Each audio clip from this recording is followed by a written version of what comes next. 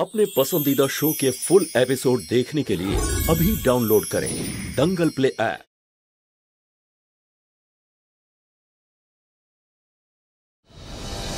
আমাদের বৌমা তোমার থেকে 4 গুণ বেশি বুদ্ধিমান। ও সবকিছু জানতো, শুধু চুপ করে থেকে তোমার ঘটিটা উল্টে দিল। এখন তো আমাদের ছেলেটাও দূরে চলে গেল। এই সব কিছুর জন্য দায়ী তুমি। তোমারই নির্বুদ্ধিতার জন্য এই সব হয়েছে।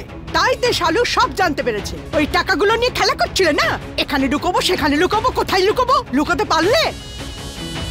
সেই সময় শালু আমাদের খেলাটা পাল্টে দিয়েছে, বুঝলে? বড় এসেছেন আমাকে বোঝাতে। হ্যাঁ হ্যাঁ, সব দোষ তো আমারই। নিজে যখন সামলাতে পারলে না, তখন সবকিছু আমার ঘাড়ে ঠেলে দিলে। আমার কথাটা শোনো, বৌমার কথা বাদ দাও, এখন ছেলের কথাটা ভাবো।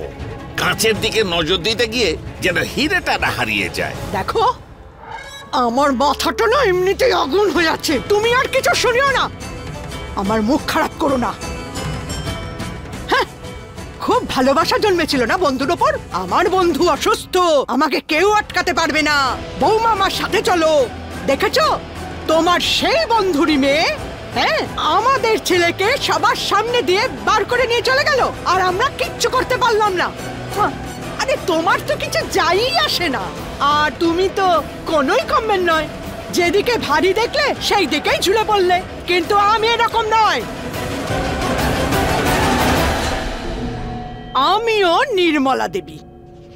আমি যদি ওই মেয়েটাকে আমার ছেলের জীবন থেকে বের করেই ছাড়বো। একটু আস্তে বলো, একটু আস্তে কথা বলো। মনে রেখো, এই দেওয়ালেরও কান আছে। আর এই সব কিছুর মধ্যে গুড্ডু মিশ্রর নাম কেন করছো? হ্যাঁ, ও তো আমার বন্ধু। আমি যদি ও চিন্তা না করি তো কার চিন্তা করবো বলো বলো? খুব চিন্তা না তোমার? হ্যাঁ, তো যাও না, গিয়ে খোঁজ করে নাও যে হাসপাতাল থেকে নিয়ে রঞ্জু ওকে কোথায় নিয়ে ঘুরছে। কোথায় ঘুরে বেড়াচ্ছে মানে? যার কোনো বাড়ি ঘরই নেই সে তো ঘুরেই বেড়াবে না। ললিতা দেবী ওর বাড়িটা দখল করেছে। এখন ওনার কাছে কোনো ছাদ নেই মাথা গোজার জন্য। কিন্তু তা কি করে সম্ভব? এটাই হয়ে গেছে। কাল ললিতা দিদির সাথে মিলে আমিও উৎসব করব।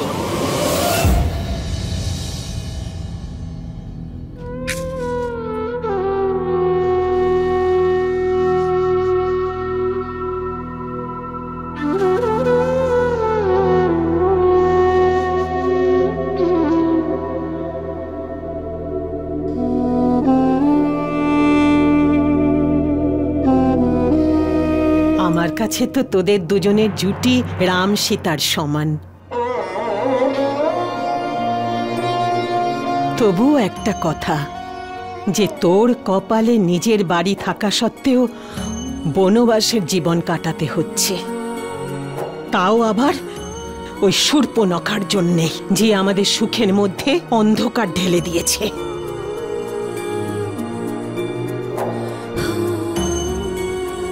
হে ভগবান, সব ঠিক করে দাও। শুধু এইটুকু প্রার্থনা আমার তোমার কাছে। রঞ্জু, তুমি আমার জন্য যা যা করছো তার জন্য ধন্যবাদ জানিয়ে তোমার আত্মত্যাগকে আমি ছোট করতে চাই না। আমার জন্য তোমাকে যা যা করতে হচ্ছে তার জন্য যদি পারো আমাকে ক্ষমা করে দিও। আজ আমি উপলব্ধি করছি কিভাবে তুমি তোমার পরিবারের জন্য এত বছর ধরে দায়িত্ব পালন করেছ। আমি তোমার সঙ্গে অন্যায় করেছি, সম্ভব হলে আমায় ক্ষমা।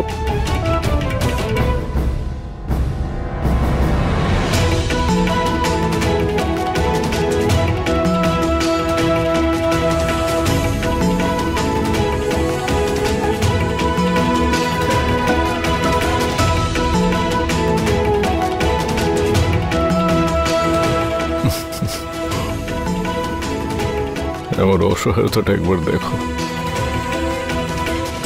দুহাত জোর করে ক্ষমাটা পর্যন্ত চাইতে পারছি না।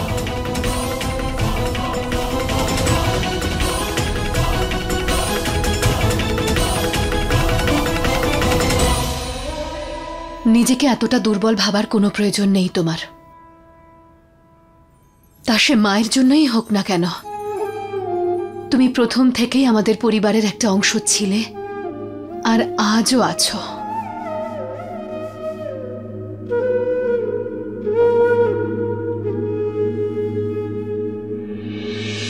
এই সব কিছু বলে আমায় সান্ত্বনা দিও না। আজ যেখানে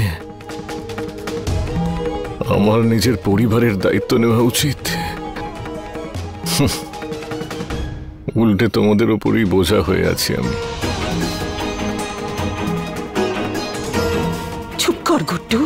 স্বামী স্ত্রীর সম্পর্ক কখনো বোঝা হয় না, দুজন দুজনের উপরে নির্ভর করে থাকে, তাও আবার জন্ম জন্মান্তর ধরে। মা, আমার উপলব্ধিটা হলো, কিন্তু কখন হলো? যখন আমার সব কিছু হারিয়ে গেছে। আর আজ আমি এই অবস্থায় বসে আছি। তুই কেন এই কথা বলছিস? হ্যাঁ, বৌমা তো বলেছে যে ও তোকে তোর অধিকার পাইয়ে দেবে, তারপরেও কেন এই কথা বলছিস? মা একদম ঠিক বলেছেন। আমি তোমাকে কথা দিয়েছি তো, আমি তোমাকে তোমার অধিকার ফিরিয়ে দেব, তার মানে ঠিক ফিরিয়ে দেব। কিন্তু আমি মিথ্যে বলবো না, তবে আমার মনের মধ্যেও একটা ভয় আছে এই বাড়িতে থাকছি বলে। প্রত্যেক মুহূর্তে ললিতা দেবীর ছায়া আমি আমার ওপর, আমার সন্তানদের ওপর পড়তে দিতে চাই না। আমার তো অর্ধেক জীবনই এই ঝগড়া অশান্তিতে কেটে গেল, কিন্তু আমার সন্তানদের জীবন তো এখনো পড়ে আছে। আমি চাই না যে আমার জন্য আমার সন্তানদের জীবন নষ্ট হয়ে যাক।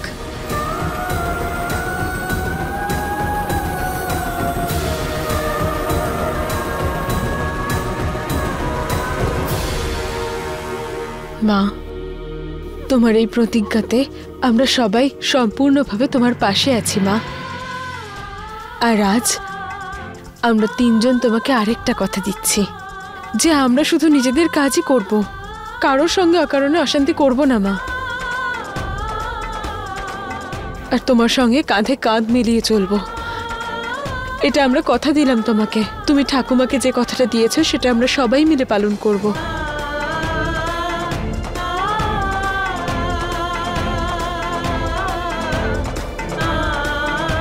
আজ এটা বলতে পেরে আমার গর্ব হচ্ছে যে ওরা রঞ্জুর মেয়ে।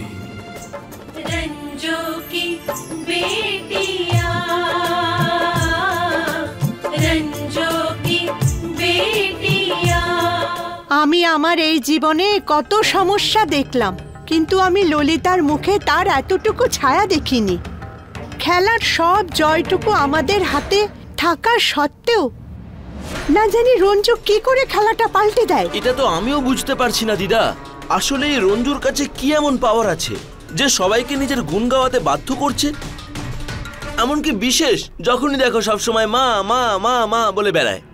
শালুর হাতের পুতুল হয়ে রয়েছে ও। You are right bro. আর আমি তোদের বাড়িতে ছিলাম, সব দেখেছি। সব ব্যাপারে ইমোশনাল অত্যাচার করে সবার মন জেতার চেষ্টা করে, আর সবাই ভাবে যে ও খুব ভালো একটা মেয়ে। কিন্তু সত্যি কথা তো এটাই যে সবাইকেও নিজের কথার জালে ফাঁসায়। আর না জানি আমার বাবা জীবনকে কি করে যে বশ করে রেখেছে। কবে ছাড়া পাবে ওদের হাত থেকে? মুক্তি পাবো মা, খুব তাড়াতাড়ি মুক্তি পাবো। আর আমি কোনো বাজি হারিনি, সব খেলাতেই আমিই জিতেছি। শুধু আমার সোনা বাবু তুরুপের তাস হয়ে ওদের দলে চলে গেছে না, তাই ওদের সাহসটা বেড়ে চলেছে। তবে তুমি চিন্তা করো না, রঞ্জু আর ওর মেয়েদের ধ্বংসের এমন নরকের দরজায় পৌঁছে দেব যে ওরা আর কখনো ফিরতেই পারবে না। আর আমি ওদের এমনভাবে বাধ্য করব যে ওরাই আমার গুড্ডুকে ছেড়ে চলে যাবে। কি কিন্তু এই চালটা আমাদের সবাইকে একসাথে দিতে হবে।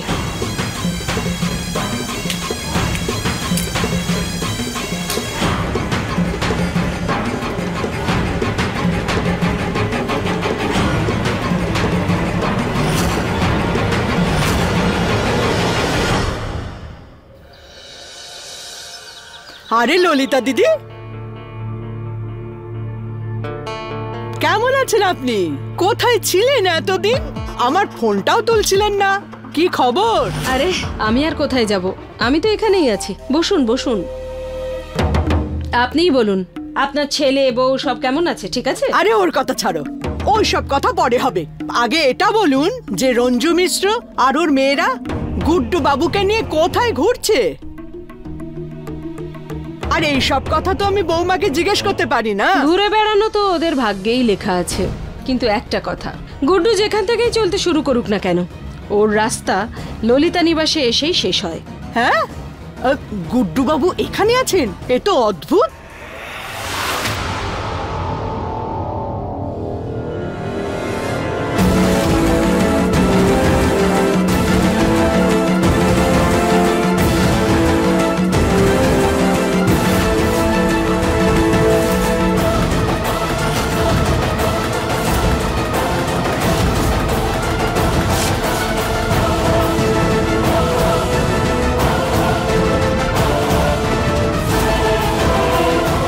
এই বুদ্ধ মহিলা আবার সবার সামনে না সবকিছু বলে ফেলে।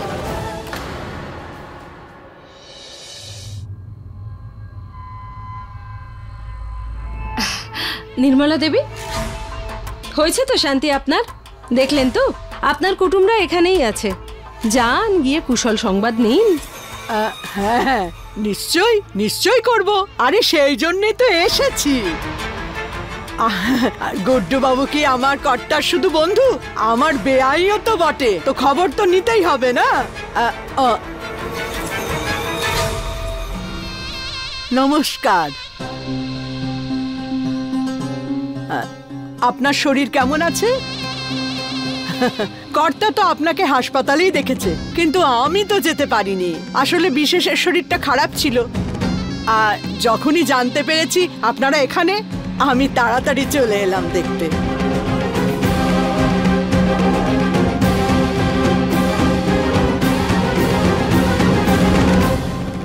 খবর নিতে এসেছো, এ তো খুব ভালো কথা। এই সময় তো কে আপন সেটা চেনা যায়। গুড্ডু আগের থেকে ভালো আছে। ভগবানের কাছে এটাই প্রার্থনা করি যে সবকিছু ঠিক হয়ে যাক। আপনাদের সবাইকে এক ছাদের নিচে দেখে মনে খুব তৃপ্তি পেলাম। আরে সবাই মিলেমিশে থাকলে আর কি চাই বলুন? আমি গুড্ডুকে একটু বাইরে ঘোরাতে নিয়ে যাব, চলো ওখানে গিয়ে কথা হবে। না মা, আজকে নয়, অন্য কোনো দিন। আসলে না কি, বিশেষের শরীরটা খারাপের জন্য বৌমার ওপর কাজের চাপ খুব। এই সবার সাথে দেখা করলাম, কেমন আছেন জানলাম, এটাই অনেক। এখন আমি আসি, নমস্কার।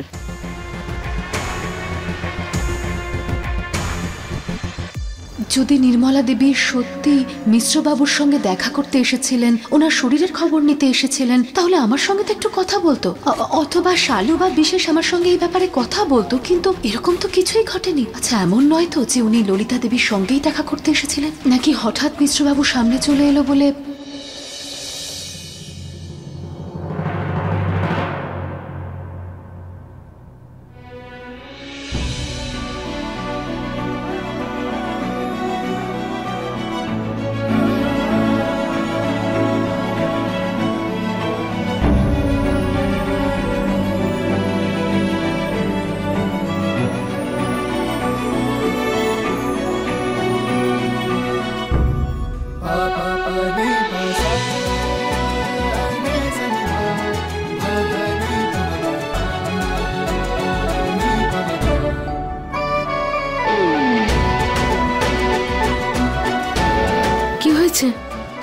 ওইভাবে দেখছো কেন? কারণ তোমাকে আজকে খুব সুন্দর দেখাচ্ছে। কারণ তুমি সুন্দর, তাই তোমার সবকিছুই ভালো লাগে। আই লাভ ইউ শালু।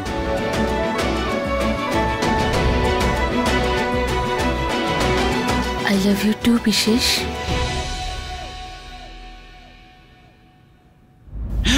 সাবধানে। আচ্ছা, এই রোম্যান্টিক কথা এবার পরে হবে। আমার তোমার সাথে একটা জরুরি কথা আছে। আমি জানি তুমি আমার সঙ্গে মায়ের বিষয়ে কথা বলবে। তুমি আমাকে ভরসা করো তো? হ্যাঁ। আমি মায়ের এই স্বভাব খুব ভালো করে জানি। তুমি কিছুদিন মাকে ইগনোর করো। কিন্তু বিশেষ, এইভাবে কথা ইগনোর করা ঠিক নয়। আমার মায়ের সঙ্গে একবার বসে কথা বলা উচিত। উনি এরকম রেগে থাকলে না আমার একদম ভালো লাগে না। শালু, মায়ের এই স্বভাবটা আমার জানা। ব্যাস কিছুদিনের ব্যাপার। তুমি মাকে একা ছেড়ে দাও, সব ঠিক হয়ে যাবে। বিশেষ বাবু, এইরকম করলে তো ওনার মনে আমার জন্য নেগেটিভ ফিলিংস বাড়তে থাকবে। আমার মনে হয় বসে কথা বললে, ক্লিয়ার করলে ভুল ধারণাগুলো চলে যাবে। আচ্ছা ঠিক আছে, তুমি বলছো আমি কথা বলবো মায়ের সঙ্গে, কিন্তু আমি ওনার অভ্যাসটাও জানি। জানি আমিও। আচ্ছা প্লিজ, তুমি কোনো টেনশন না নিয়েই কথা বলবে, কিন্তু তোমার শরীর কিন্তু এখনো পুরোপুরি ঠিক হয়নি। তোমার আদেশ মাথায় করে নিলাম পার্টনার।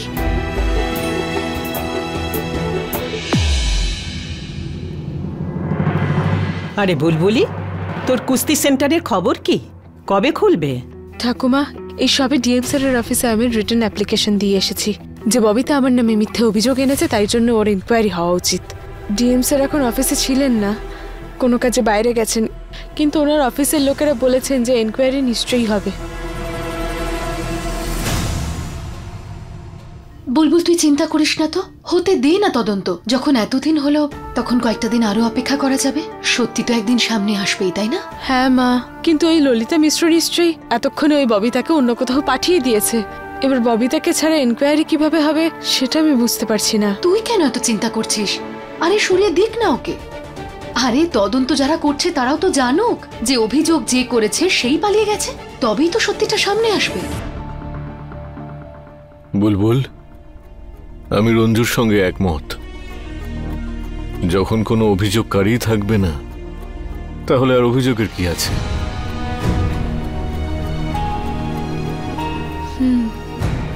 আমি শুধু এটাই চাই ইনকোয়ারি খুব ভালোভাবে হয়ে যাক। মা, আমি অনেক কষ্ট করে এই সবে মাত্র এসব কাজ শুরু করেছি। স্টুডেন্টসরাও আসা শুরু করেছিল, আর এখনই এসব। তুই বরং একটা কাজ কর, যতদিন না তোর কুস্তি সেন্টারটা খুলছে তুই আমার সাথে আমার সেলাই সেন্টারে চল।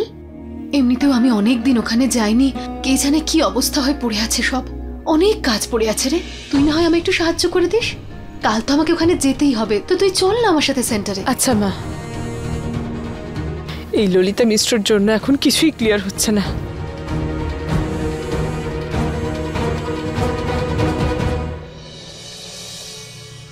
সব কিছু তো ক্লিয়ারই ছিল নির্মলা দেবী। আমি রঞ্জু আর ওর মেয়েদের ওদেরকে এই বাড়ি থেকে ধাক্কা মেরে বের করে দিয়েছিলাম, কিন্তু আমি কি করে জানবো যে ওরা আবার ফিরে এসে আমার ঘাড়েই চাপবে? ওই রঞ্জু গুড্ডু মিশ্রর অসুস্থতার অজুহাতে আমার বাড়িতে এসেই আশ্রয় নিয়েছে। আর আমার ছেলের সমস্যা তার কি? এই বর্মাকে যদি একবার পাই না, আমি দেখে নেব, মোটেই ছাড়বো না। আরে এই মহিলাও ওই বর্মার চক্করেই পড়ে আছে। এখন আবার কি ভাবছেন? আরে নির্মলা দেবী, আমি তো বলেইছি যেদিন বর্মাকে আমি খুঁজে পাবো আমি নিজে আপনার হাতে তুলে দেব, তারপর আপনার যা করার তাই করবেন। আপাতত আমার মাথায় শুধু রঞ্জুর জীবনটা ধ্বংস করার প্ল্যানই চলছে।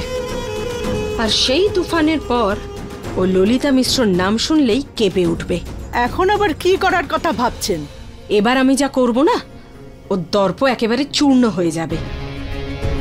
এই রঞ্জুর মতো মানুষরা এরা দারিদ্রে দুঃখে কষ্টে দিব্যি বেঁচে থাকতে পারে, কিন্তু যখন ওদের মান সম্মানে আঘাত লাগে তখন ওরা আর সহ্য করতে পারে না। খুব অহংকার তো ওর নিজের সম্মানের জন্য, সেটাকেই আমি ভেঙে খান খান করে দেব। আর এই আঘাতটা ও আর সহ্য করতে পারবে না। একদম ঠিক বলেছেন ললিতাদি। এই রঞ্জু মিশ্র আর ওর মেয়েরা একদম অদ্ভুত ধরনের। এই বাড়ি থেকে ধাক্কা মেরে তাড়ালেন, আবার ওই বাড়িতে গিয়ে উঠে বলল। এদের একদম ভালো করে শিক্ষা দেওয়া দরকার। আর এই শালুকে না বিশেষের জীবন থেকে তাড়াবার জন্য একটা নতুন কিছু প্ল্যান করতে হবে। আরে পুরনো প্ল্যানগুলো তো সব চোপাট হয়ে গেছে। নির্মলা দেবী, শালুর চিকিৎসাও আছে আমার কাছে। যখন একটা ছোট্ট বাড়ির সামনে একটা বড় বাড়ি তৈরি হয়ে যায় না, তখন বাড়িটাকে এমনিই ছোট লাগে। শালু দ্বিতীয় আর স্বামী ছেড়ে যাওয়া মহিলা তখন হবে যখন ওরই সামনে ওর চেয়ে অনেক বেশি ভালো কাউকে বিশেষের পছন্দ হবে। কিছু বুঝতে পারলেন? নির্মলা দেবী, নিজের পছন্দের বৌমাকে স্বাগত জানানোর প্রস্তুতি শুরু করুন।